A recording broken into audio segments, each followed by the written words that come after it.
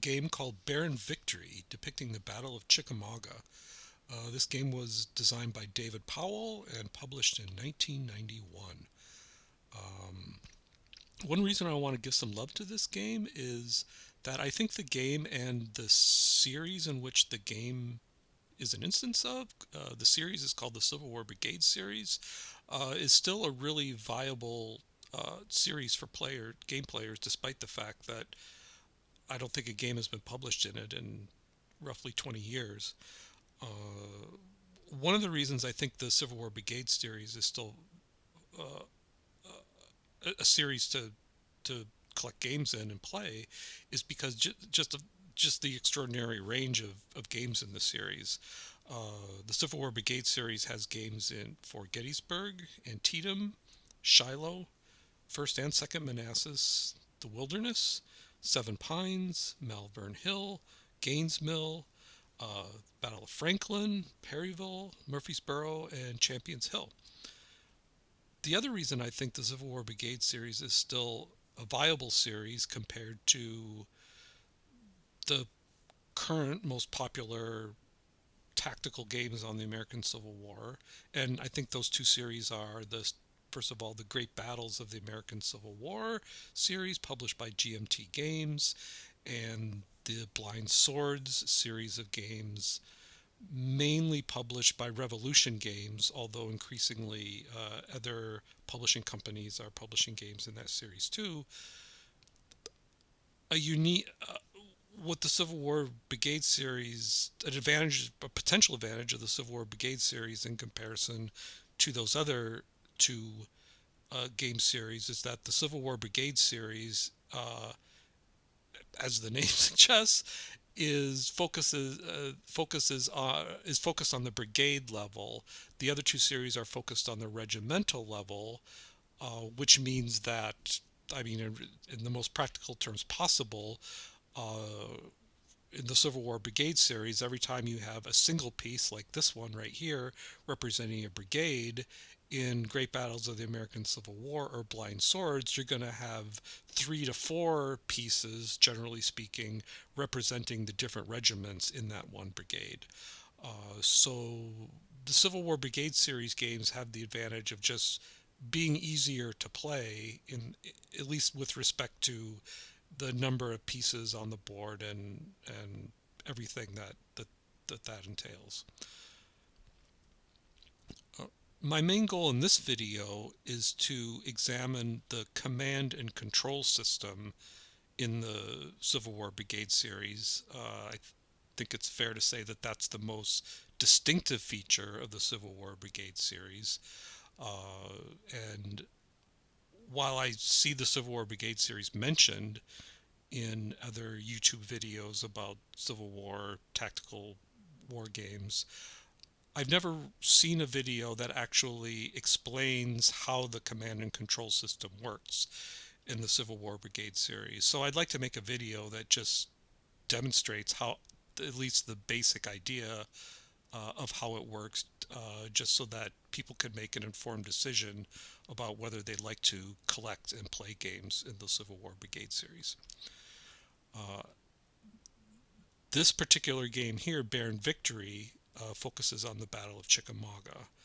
Uh, and so perhaps after I finish a video or two on some of the more distinctive features of the Civil War Brigade series, I might continue with showing some actual play in Barren Victory, if not for just to maybe illustrate more how the series works, but also just to show some gameplay connected to the Battle of Chickamauga, because I don't recall seeing a lot of other Civil War tactical war game videos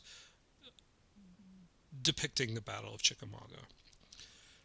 So I think the first thing we should do to understand how command and control works in the Civil War Brigade series is to just focus on the pieces of the game insofar as they pertain to command and control. So obviously in the Battle of Chickamauga there are two armies. There's the Union Army commanded by William Rosecrans, I'm guessing on the first name, uh, and the and the Confederate Army, the Army of the Tennessee, commanded by Braxton Bragg. So for each of the two armies, there is a headquarters and an army leader, and you can see here that I'm hovering the cursor over the headquarters for the Union Army, the Army of the Cumberland, and that hex also contains the marker for Rosecrans, the leader, the general of the Army of the Cumberland. And maybe I should pause and just give a shout out to the person who, right now, I'm looking actually at the Vassal version of Barren Victory. And I should acknowledge that the Vassal version was created by Larry86. I think it's a really successful model that gives you everything you need to play the game, except the actual Civil War Series 3.2 rulebook, which you can download from the Multiman Publishing's website. So you can download a PDF or print a paper copy of the series rulebook, and then at that point, uh, the Vassal module would give you everything that you need to play Barren Victory. I do have a physical copy of Barren Victory, but that's not what you're seeing here. And I want to give a shout out to Larry86 just because everyone who makes these Vassal modules, they don't get paid for it. It's a labor of love, and I think Larry86 did an excellent job with this module. So back to Barren Victory. So the marker depicting the headquarters for the Army of Cumberland and the marker for Rosecrans, the Army General of the Army of the Cumberland, is here. And then, as experienced Civil War gamers will know, and maybe another thing I should say from the outset is that my intended audience here is not someone new to wargaming, but someone who's familiar with not only hex and counter war games, but also, I think would be fair to say, I'm also presupposing some familiarity with Civil War tactical games. I'm not really here to educate people on the idea of a Civil War tactical game and how they work in general, uh, but I guess I'll be presupposing um, that level of knowledge. Um, the other elements of the command and control system will be the markers representing the corps, divisions, and brigades of the two armies.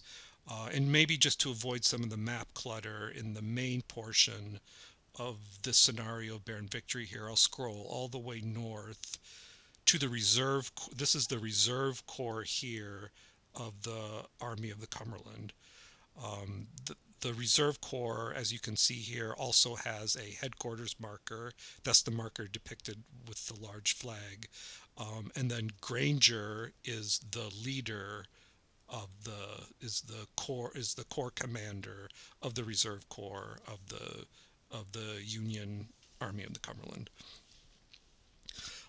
And then in the reserve corps there are two brigades, and two divisions, and those two divisions are the command portion of the two divisions are centered on the two division leaders. Divisions in this game don't have a headquarters like the Corps and the Army does.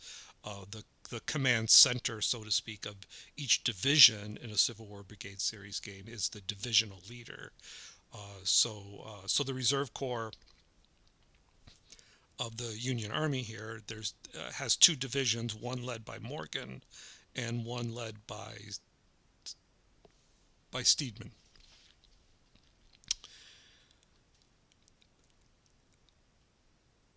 Now the sort of the identifying or most sort of the one thing that maybe people who know anything about the Civil War Brigade series knows is that units in the Civil War Brigade series move and fight according to the written orders that they receive. And now I'll demonstrate how a command like a corps or a division receives orders from the Army commander. The first step in the process of issuing of an order being issued and then received is that the Army commander has to issue the order. And let's take a quick look here at the sequence of play for the Civil War Brigade series. So you'll see the first step in the sequence of play for a given turn is that new orders are issued. Um,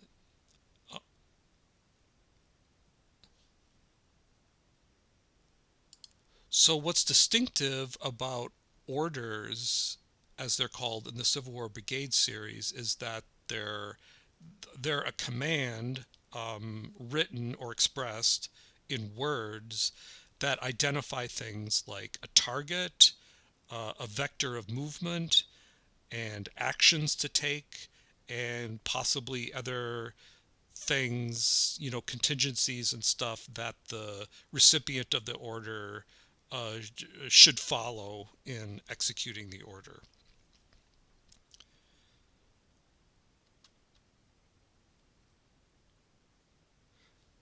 So the first step in what the system calls writing an order is will be for the Army commander uh, to create the order. And so to create and track the orders that are written, um, when I'm playing on a computer like this, I like to use a spreadsheet. And I have a template here, uh, the, a simple spreadsheet that uh, in which I'll issue orders for the Union Army. Um, so, so at the beginning of the scenario here, obviously the Reserve Corps is, well away from the rest of the units on the field. And so it would make sense early on, perhaps, for Rosecrans to issue an order to the Reserve Corps asking them to move south uh, to a certain position on the field and then perhaps wait for additional orders. So that's the kind of order I'm going to issue here. Um, I should say also that the Reserve Corps starts the scenario with an order to defend in place. So what that means, in terms of the Civil War Brigade series, is that the only thing that these units are allowed to do would be actions to defend in place. So now there's no enemy around the the Reserve Corps, so they really don't need to do anything in order to bring about that order. But if there were, say, units here or something, the Corps would be allowed to make some tactical moves in order to better defend in place, as it were. So they'd be allowed to move units, to extend lines, uh, bring cannon up to the front and things like that. That would all be permitted within the order system. But what this Corps is not allowed to do without an explicit order to do it would be, say, to break away from any units up here and move south to engage in a more important conflict down here. That is not allowed within the game system. The Reserve Corps would only be able to do that if they received an order from the Army commander to do that. There'll be an exception to that, but first let's kind of just stick to the base case, as it were. So what I'm going to do now is I'm going to pretend that I'm in the beginning of the Union turn, and I'm going to issue an order to the Reserve Corps. So I'll bring up my spreadsheet here, and this will be order number 1. The sender will be Rosecrans.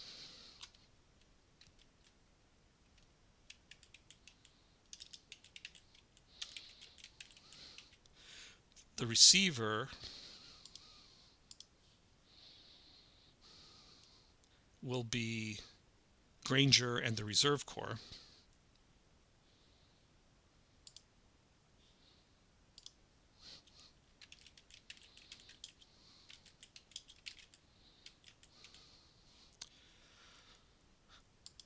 Now, what order do we want to give them?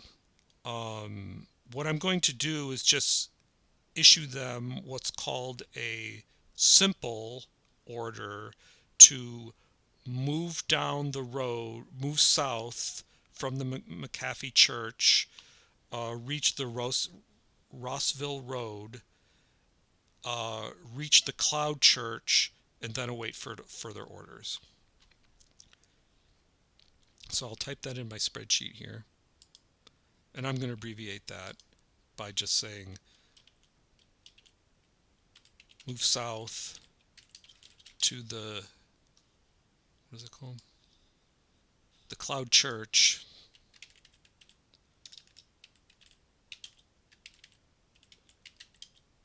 and await further orders.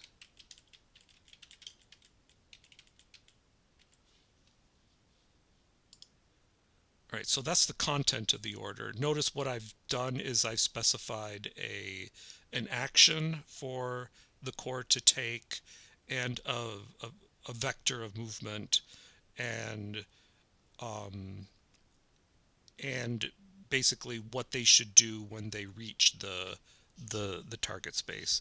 Now, just so you know, we are in the Civil War Brigade series. I mean, for instance, in this map, there aren't a lot of geographic features.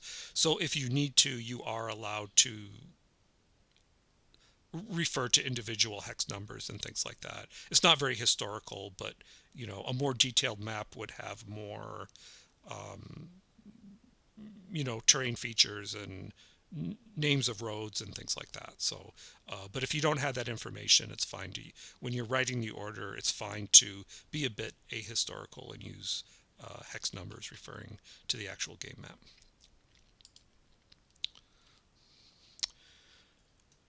Now we have to calculate the arrival time of the order.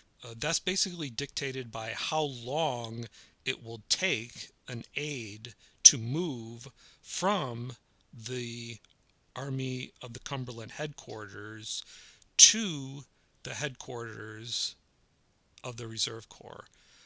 And that's measured in leader points, and there's a movement table that uh, you know that that provides the overall number of allowable leader points in a turn and how it's affected by terrain and everything. And long story short, what you do is you calculate the number of leader points, movement points that it would take for the aide to get from the headquarters of the Army of the Cumberland to the headquarters of the Reserve Corps. Uh, Divide that by 10, rounding up, that's the number of game turns it would take for that order to reach the Reserve Corps, for the headquarters for the Reserve Corps. And I've calculated that out already. It's roughly, I wrote it down somewhere. Well, I calculated it out so that it would take 3 turns. 3 turns worth of maximum leader movement, rounding up, of course, for the aide to travel from the one headquarters to the other headquarters. So the starting turn of this scenario is 1400, which means that the arrival time here, the arrival time of the order is going to be 1530.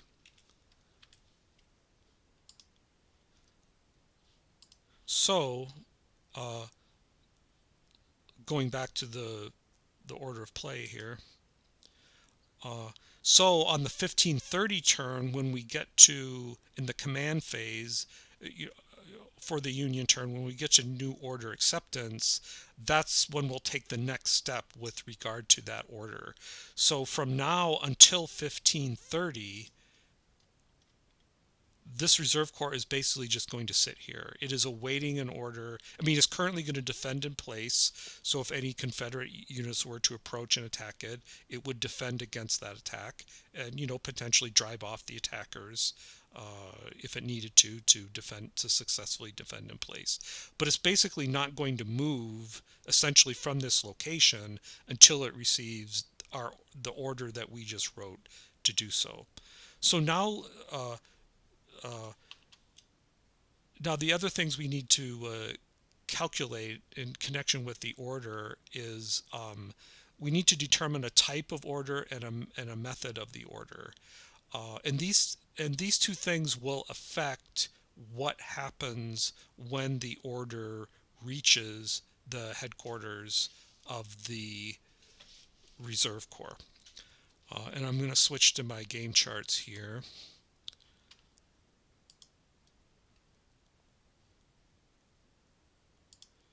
The first thing, well, one thing we want to look at are the command points for the leader.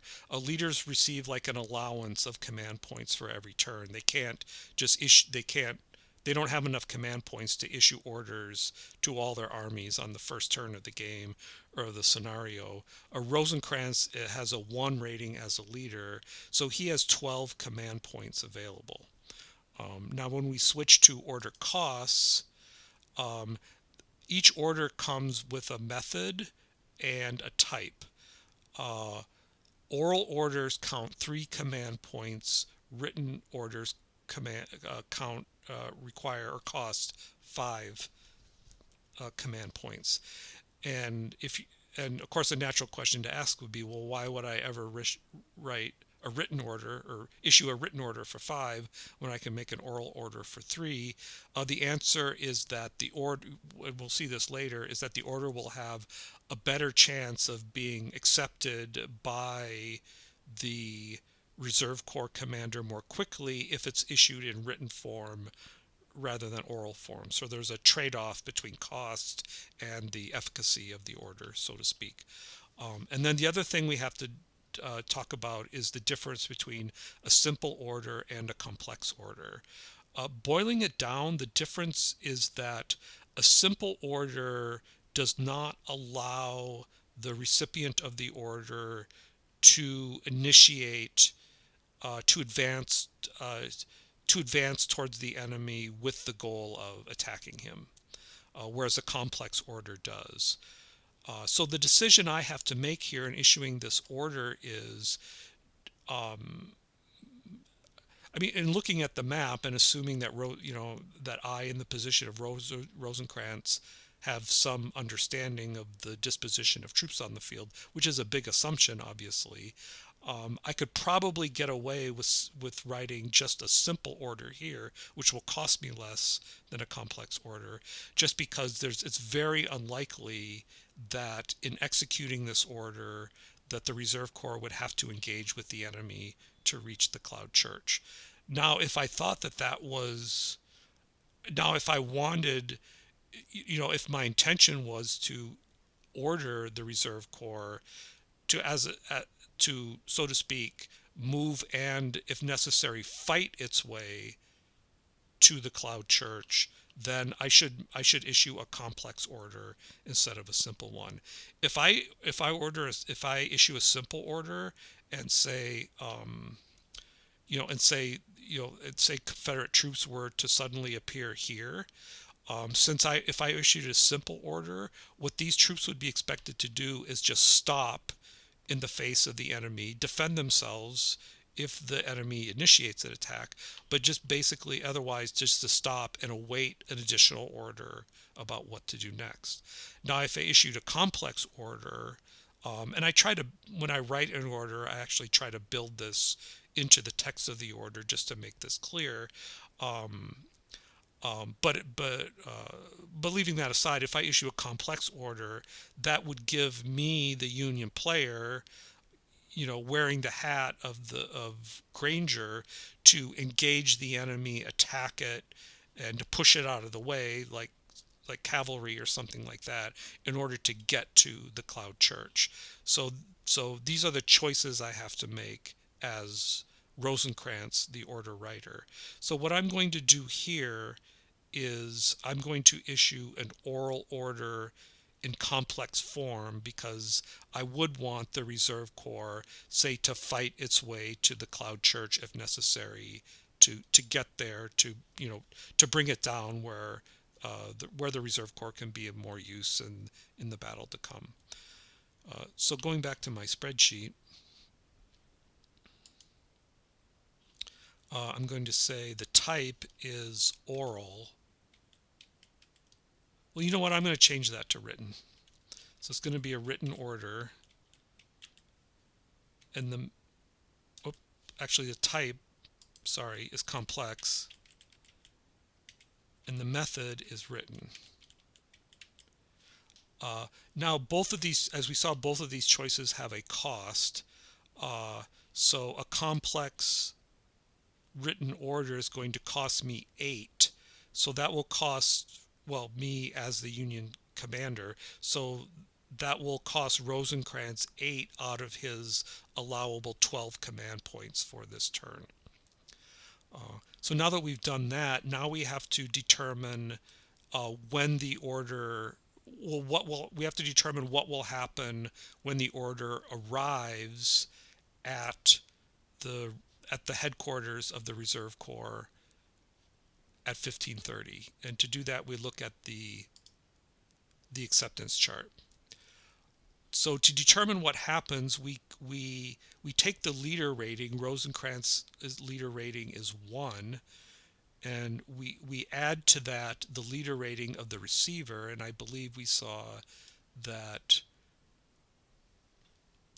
Granger is Granger has a rating of 3, so 1 plus 3 is 4, and to that we add the value here associated with the method. We issued a written order, so that's plus 0, and we issued a complex order, so that's a minus 2. So 4 minus 2 equals 2. So that means in order to determine what happens when the 1530 comes and we're at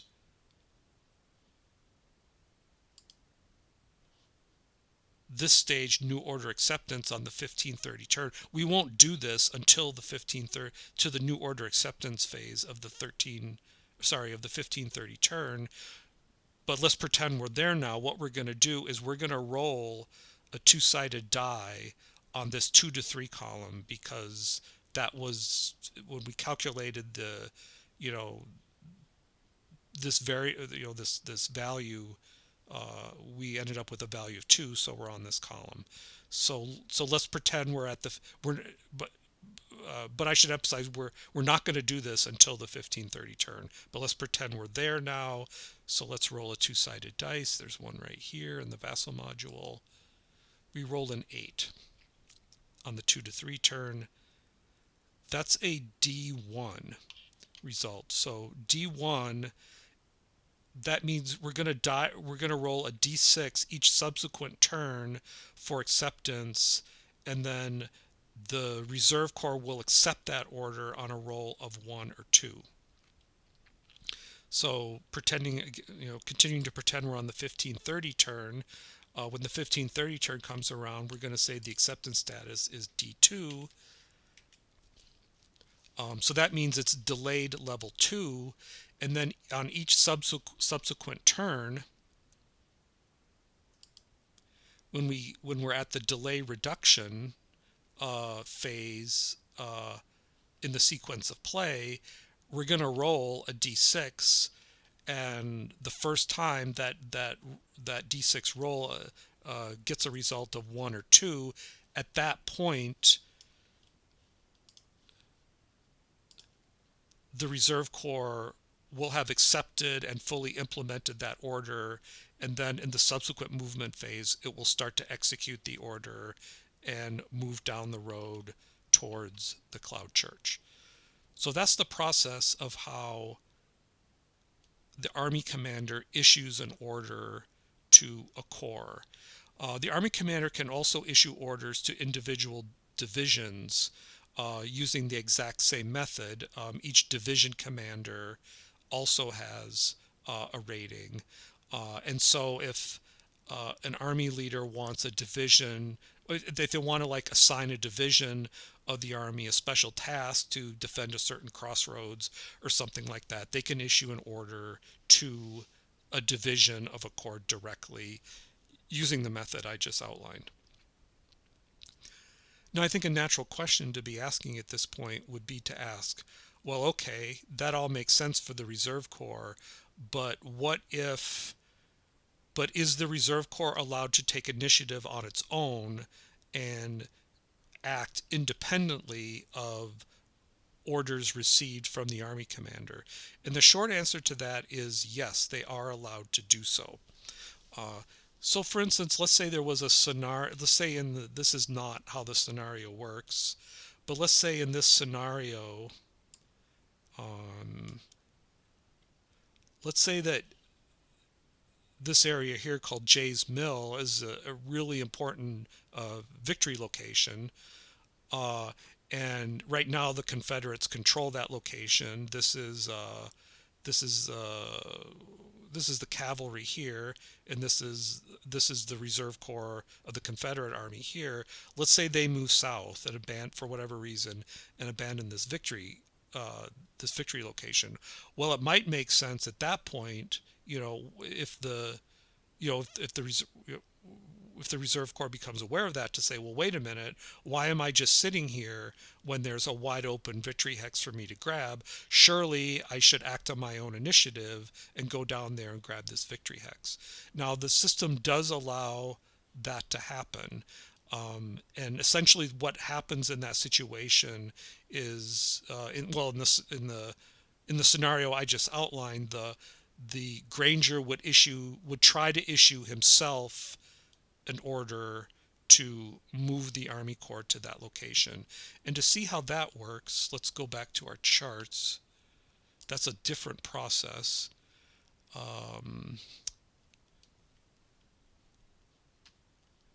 want to go. That's called initiative in this game. It's a simpler process. The way it works is that, and again, let's go back to our sequence of play here. In a given turn, we would do that in the initiative order determination of the command phase. So let's say we're at that stage at a certain point. A Granger is just sitting here awaiting orders from his army commander, and suddenly that victory hex becomes wide open, and he says, wait a minute, let's move my corps down there and grab that hex. The way that works is that Granger's rating is a 3. So what I need to do in the initiative phase is I roll a d12, and if I roll a 10 or higher, then then that, as it were, is Granger, grasping the situation and taking the initiative and moving, and then at that point he can issue himself an order. At this For initiative, we don't worry about things like whether it's simple or complex. The orders would automatically be complex, I think, because they would allow the leader to initiate battle with the enemy. Granger would issue himself essentially a complex order to, he'd specify a road, probably the shortest path possible, to take control of Jay's Mill. Now there is a chance of a loose cannon. Whenever you seek initiative for one of your corps, and a division can also try to get initiative as well. They roll on the same. They have ratings. Division leaders have the same kind of ratings, and they roll on the same table. There's always a chance, if you roll a 2, for a loose cannon result. And if you get a loose cannon result, essentially the opposing player gets to issue a Dan Sickles type order to make things worse than they already were, essentially. So there's always a bit of a risk in seeking initiative, but the system does allow a given player functioning either as the corps commander or a division commander to seek initiative to either act without orders from the army commander, or to essentially override the orders he's received from the army commander and do something different than the orders he currently has. Now, the designer of the Civil War Brigade series, Dean Essig, is very careful to discuss in the rules that that the point of having initiative is not to, so to speak, circumvent the basic fact that by and large corps and division leaders were expected to act according to the orders that they received from their army commander. Um, and one of the, I think maybe the most unique, in connection with this, I think the most unique element of the Civil War Brigade series is that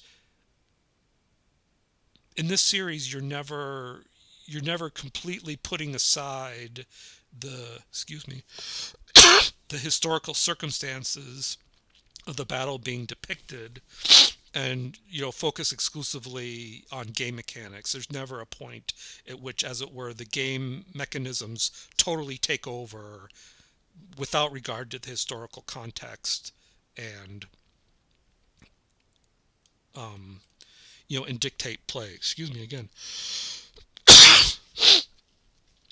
um, you may have already noticed that Rosencrantz has a rating of 1, whereas the leader of the Reserve Corps has a rating of 3. So as the Union player, it can be somewhat frustrating in that, normally speaking, I should not be just rolling like crazy for initiative on Granger, even though that would be a more efficient way of getting him doing the thing I, as the commander of, as the, well, as certainly as the game player of the Union side, would like him to do.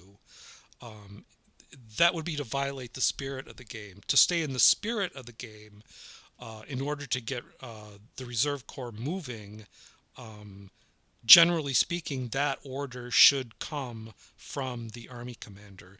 And that reflects just the historical fact that, in general, you know that's what corps and division leaders would have been expected to do, particularly involving actions involving engaging the enemy and attacking the enemy.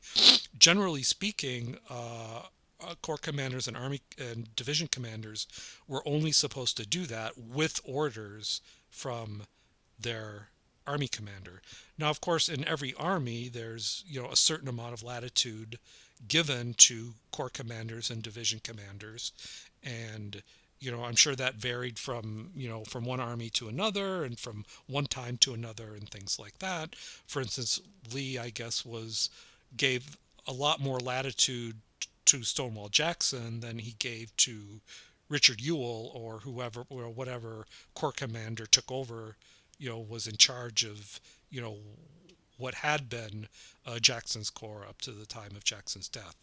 So, so these are all things that, as a player of the Civil War Brigade series, you have to navigate. You have to think about things like, well, okay, in this situation, in the particular situation I'm facing, what's a more likely scenario? Would someone like Granger wait for an order from his army commander, or, would he react to developing circumstances on the field and take the initiative and, you know, and issue an order himself to his corps instead of waiting for an order from the army commander? Um, that, in a nutshell, is how the order system works in the Civil War Brigade series. What ends up happening in the in the in games of this series? And I've played games from the Great Battles of the American Civil War and Blind Swords. I really like all 3 systems.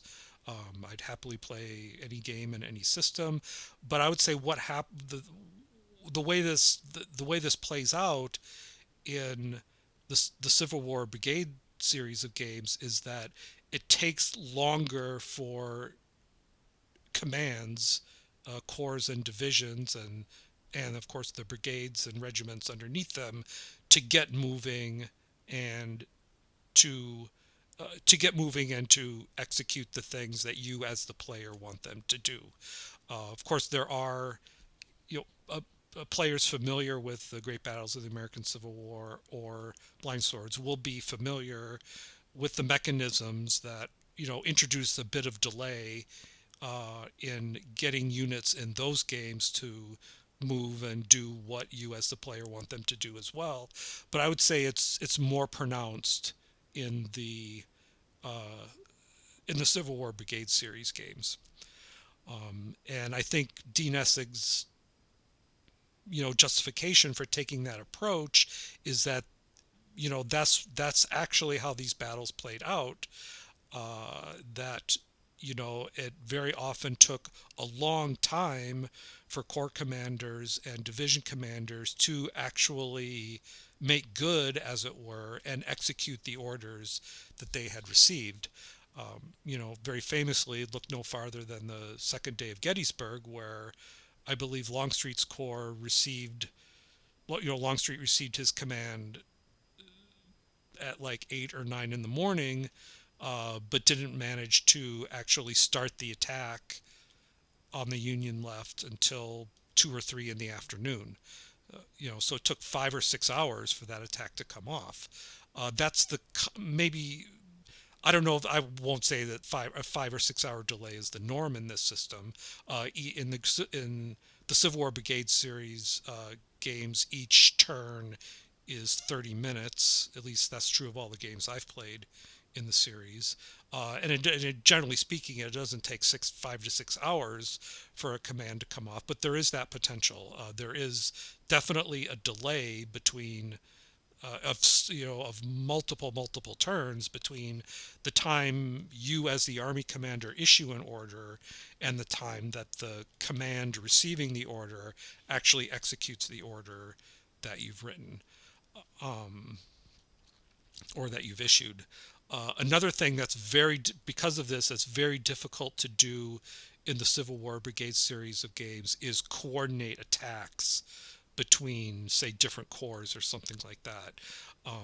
You'll issue an order to each corps, but as I just outlined, the process for those two orders to be accepted and executed are completely independent processes. And so it's very likely that one corps will implement its order before the other one does. And so you can't really count on your corps to execute coordinated attacks in echelon, and that kind of thing. Now, of course, within each corps, once the corps leader, say the corps leader receives this order, that corps leader is then free to execute an echelon attack with respect to the individual divisions and brigades within that corps. Once the corps commander has accepted the order from the army commander, then you as the player wearing the hat of that corps commander, you have a wide degree of freedom to basically do whatever you need to do with your units, as long as it would reasonably be regarded as bringing about the order that you received. I mean, thinking about it historically, the real test would be, could your actions as the corps commander, be defended in a trial of some time, examining your actions, given the orders that you received from your army commander. That's how I try to think of it when I'm playing a game in this series. Um, Probably the other thing I should mention, and again, this will certainly not be unfamiliar to people who play the great battles of the American Civil War, is that there are some command radius expectations that have to be met in the Civil War Brigade series games as well. Uh, Essentially, let's focus on the Confederates for a moment. Let me trace a command here. So, okay, I got one here. So here is the Army of Tennessee, commanded by Braxton Bragg. Here is Buckner's. Here's Buckner and his corps headquarters right here, and then here, these 3 units here is one division in Buckner's corps. Its leader is Stewart. The way the command radius system works in the Civil War Brigade series, I don't think it's modified that much from game to game. But I haven't played all the games in the series, so there's possibility that some of these details could vary a little bit from game to game. Is that there is no radius requirement from the Corps headquarters to the Army headquarters. uh, the radius requirement from core there's a radius requirement from the Corps headquarters to the division leader, and that radius is 8 leader movement points, which is just barely met here because it costs 2 leader points to travel into this each wooded hex here. So 2, 4, 6, 8. So Stewart here has met his command radius requirements to be no farther than 8 leader movement points um, from his division headquarters. And then the division leader is required to stack with one of the brigades in his division. It would not be legal for the division commander to say move away from all of the brigades in his division in order to meet that radius requirement. Again, the leader is expected to stack with one of his brigades, and then it's expected that each brigade in the division will be no more than 4 leader movement points away from that division leader. And that, in a nutshell, is the command radius requirements in the Civil War Brigade series. Now it's a little bit more complicated than that because brigades can extend their lines in the Civil War Brigade series. So I can take this brigade here and extend its line into this hex. Um, that would be permitted because the way the command radius works for a brigade with extended lines is that as long as one of the hexes occupied by the extended brigade meet the command radius requirement, then that brigade is considered to be in command with respect to the division leader. And the effect of the command radius is that uh, let's say let's say that for whatever reason, like say due to a retreat or something, it's hard to make this plausible given the distribution of troops, but let's say that based on a retreat, let's say, oops, I did that right. That these units were moved up here, so that now they're no longer in command radius of the core headquarters. One implication of that is, as far as this unit's movement goes, uh, this these 3 brigades would be expected to take any movement necessary in order to get back into command radius with the Buckner Corps headquarters. The other ramifications for this is, let's say this is the current state of the game, and we're in the order acceptance phase for the Confederate side, and Buck and Buckner meets his role requirements for an order issued by Bragg in a previous turn to be accepted. So now let's say, Buckner's Corps has now accepted orders to to attack the Union, say in here, at this intersection, uh, because Stewart's division is not within command radius of the Corps headquarters. Stewart's division would not be allowed to immediately execute that order. They would first have to expend as many movement points as they needed to get back into command radius, and only then would they be allowed to move back in the opposite direction and begin to execute the order that Buckner's Corps received. Um, I think I'll stop the video at that point. I don't want At this point I probably talked for long enough, and I don't want the video to be too long. But I hope I've given you at least some sense of again, what I consider to be the most distinctive feature of the Civil War Brigades series. Aside from what I've just outlined, the game plays a lot like other tactical Civil War battle games. Um, I mean, it plays like a regular Civil War tactical hex and counter war game. Of course, it has its own unique features and things like that. But I think a newcomer to the series, reading the series rules, would find that the other elements of the game are pretty familiar, especially if they're already familiar with systems like the Great Battles of the American Civil War. And they would find that the one really unique feature of the Civil War Brigade series is its command and control system. So I think I'll sign off for now, and then pretty soon I would like to come back with another video, just maybe sketching out some of the other unique features of the tactical elements of the Civil War Brigade series, and maybe work our way towards an example of play. So this is Greg signing off for now. Thank you for watching, and I hope you found the video useful. The wargame videos I like the most are the ones that actually give me useful information, either on whether I might want to play a game or not, or or to information about how to understand the rules better, or to anything that helps me learn the game. So hopefully I will see you in another video.